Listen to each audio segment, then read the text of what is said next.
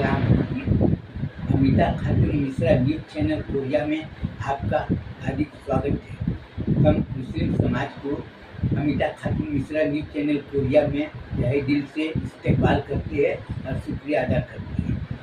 आप लोगों को मालूम होगा कि अभी कुछ लोगों ने हमसे सवाल जवाब किए हैं, अभी जो कुर्बानी हुआ इस संबंध में हमसे पूछे हैं कि मौलाना साहब आप मदरसा चलाते हैं, ये बहुत ही अच्छी बात है, लेकिन एक बात समझ में नहीं आया कि कुर्बानी करते हैं, कुर्बानी का गोश्त लोगों के घर में दिया जाता है और आपके मदरसे में बच्चे लोग लेने से इनकार कर दिए और कई घरों में भी देने के लिए गए थे, सब ने लेने से इनकार कर दिया। इसकी वजह हमने आपको पहले भी बता चुकी है कि हराम की कमाई और हलाल की कमाई।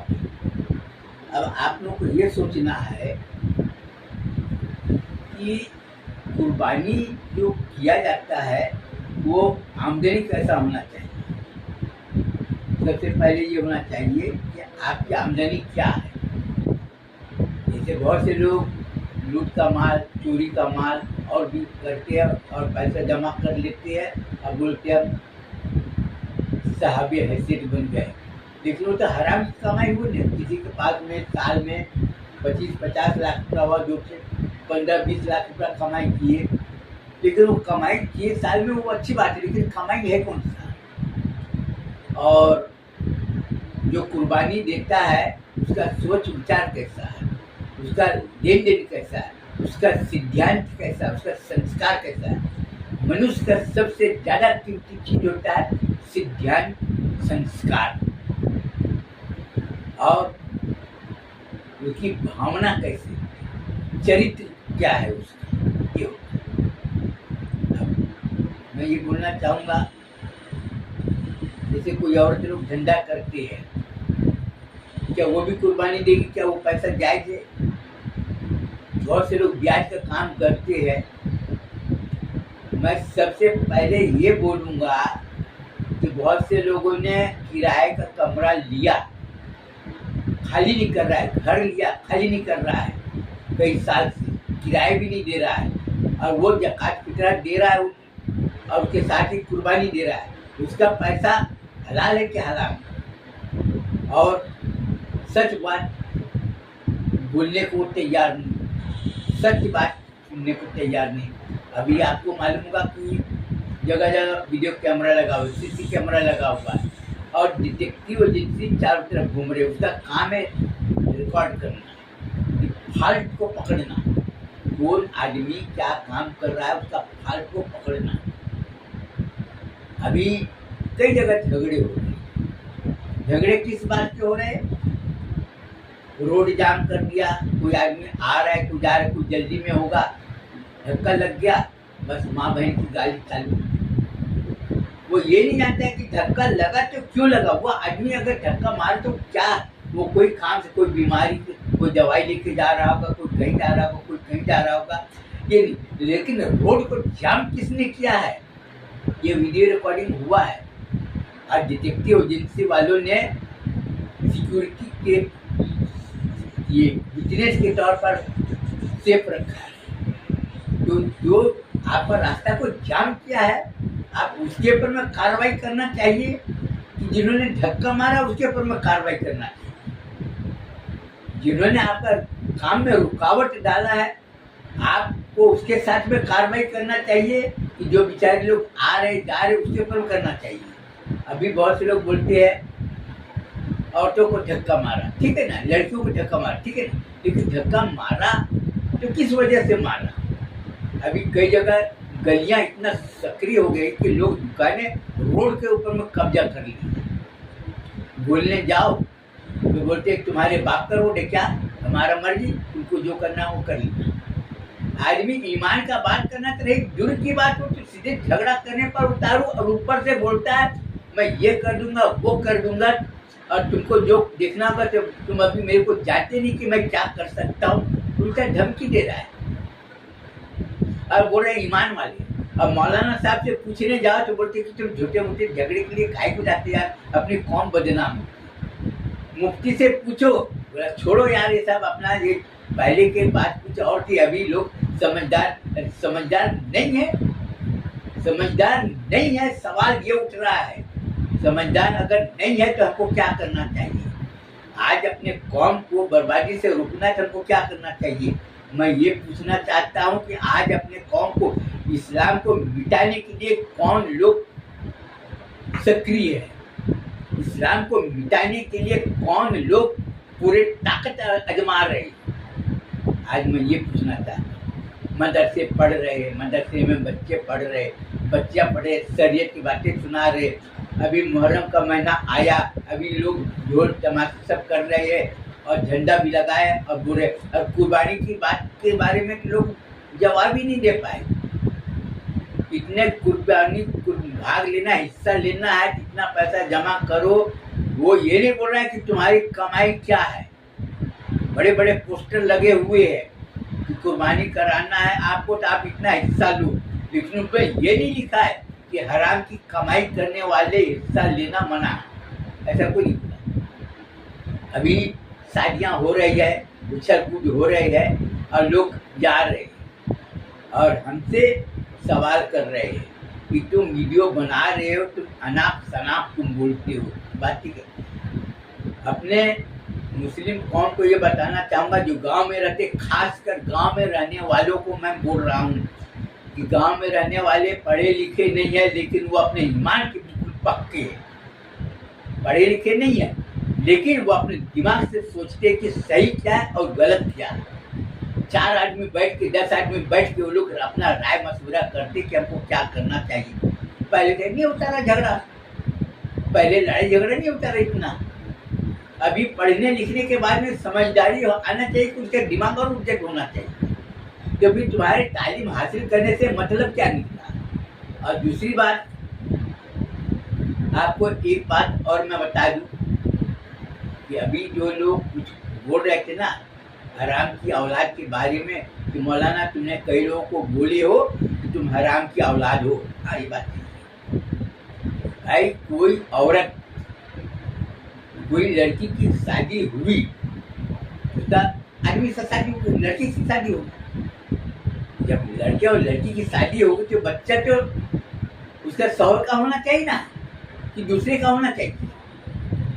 मैं ये पूछना हूँ कि किसी लड़की को बच्चा, किसी औरत को बच्चा नहीं हो रहा है, इसका मतलब तुम गलत काम करोगे। अभी बहुत जगह लोग क्या है, बेबी टेस्ट ट्यूब सेंटर लगा हुआ है, वो दूसरे का बच्चा को निकाल घर में लेते हैं और लोगों को बताते हैं कि फलाने की बीबी को बच्चा हुआ, फलाने आदमी, लेकिन बच्चा हुआ किसका ये कोई नहीं बताया, ये कोई नहीं बोला। और ये जब डिटेक्टिव एजेंसी वालों ने जब कार्रवाई किया है हमारे ऊपर में, जब कोई आदमी उंगली उठाता है तो डिटेक्टिव एजेंसी कार्रवाई करता है और हमारे तरफ से 150 वकील है। मजिस्ट्रेट कितने हैं हम ये नहीं बताएंगे और डिटेक्टिव एजेंसी जो है वो भी हम नहीं बताएंगे। सिर्फ इतना बताएंगे, national crime inquiry team, Islamic crime investigation services of India, Mustafa crime watch bureau और एक संस्था और है, वो भी है, चारों है और वीडियो रिकॉर्डिंग करके बता रहे हैं। जब हमने बोला हरामी की औलाद है तो भाई वो चेकिंग किया ना कि तुम्हारा डीएनए टेस्ट करो, और तो बताए, दूसरे लोग बता दिए इसके जो बच्चा है ना वो बेबी टेस्ट ट्यूब वाली।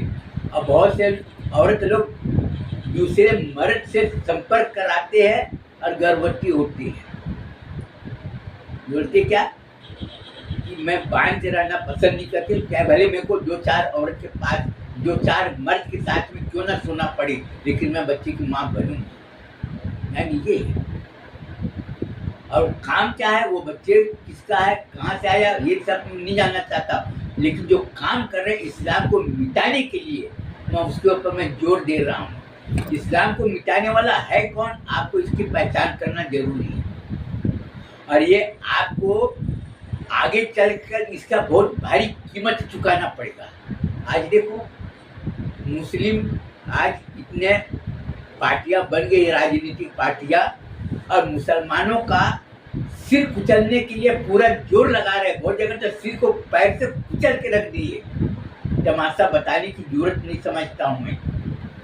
और जो आदमी, हम किसी की तरफदारी करना नहीं चाहते, हम कहते हैं तुम अपनी राजनीतिक पार्टी बनाओ, जैसे MIM वाला बनाए, उससे मैं कोई लेना देना नहीं, लेकिन वो काम अच्छा किया है। ये कौन है, बदरुद्दीन वाला, मौलाना बदरुद्दीन भाई आसाम का, उन्होंने भी बनाया, उन्होंने भी काम अच्छा किया। तो तुम अपना बनाओ ना, और सभी लोगों को जोड़ो अपने साथ में।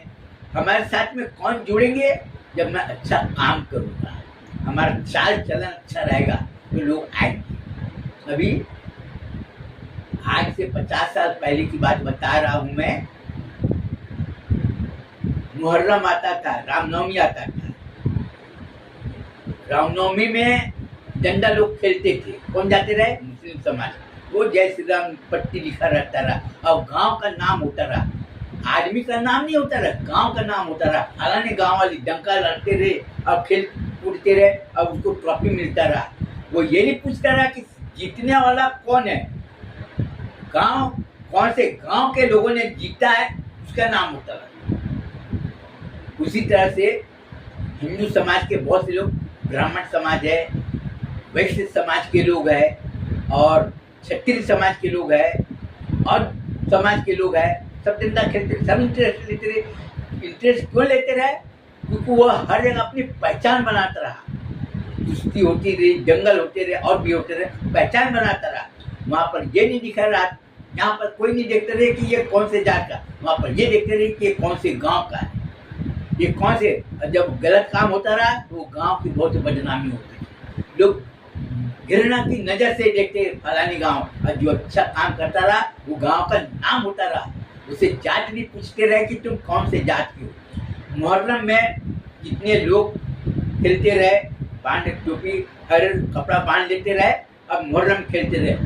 वो उससे ये पूछता नहीं कि तुम्हारा नाम क्या है, तुम्हारा जात क्या है, तुम्हारा खानदान क्या है, उससे ये पूछते रहे तुम्हारा गांव कौन से है।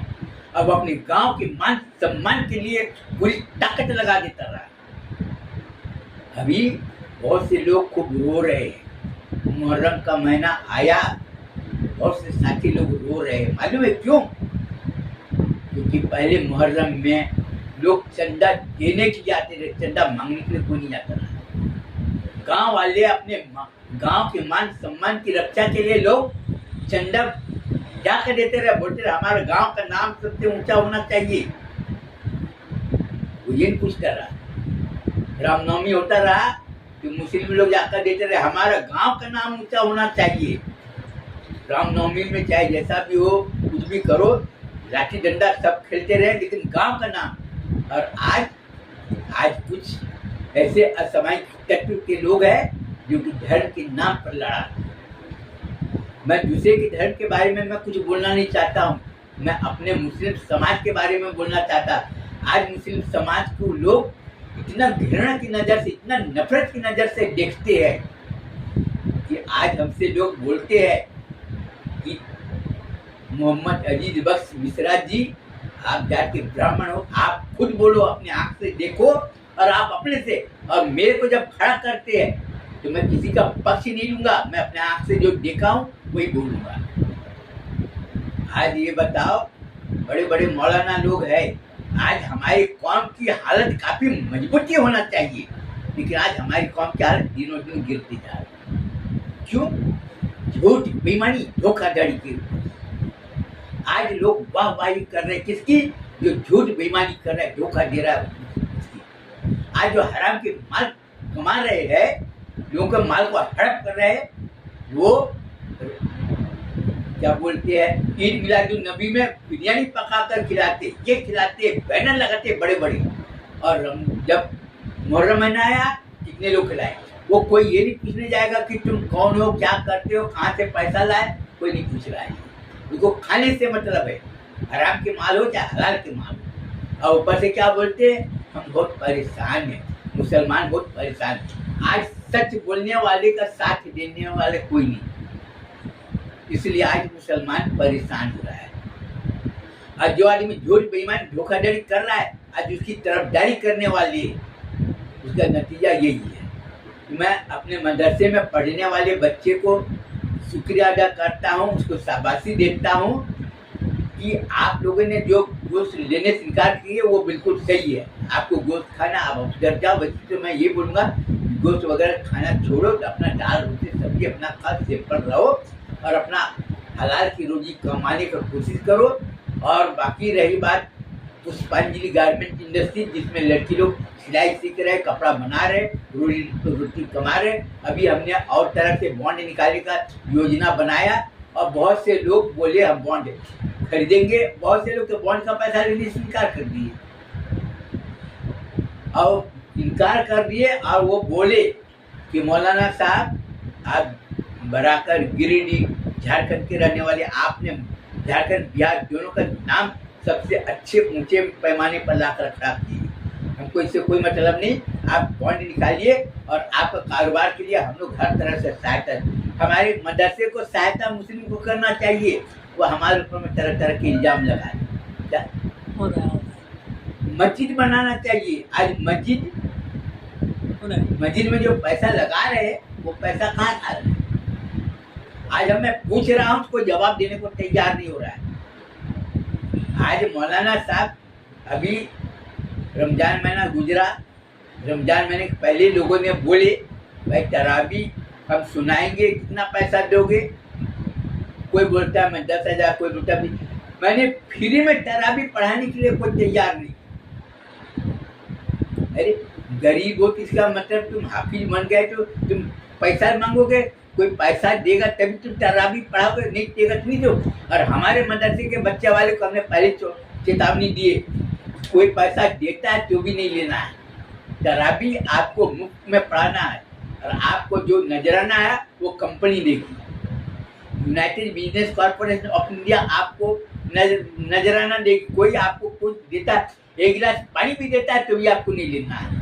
हमारे ऊपर में कई लोग तरह तरह की बातें कर रहे हैं, वो हरामी लोग। ये बोलना चाहता हूँ, तुमको हमारे मस्जिद मदरसे के बारे में बोलने की कोई जरूरत नहीं।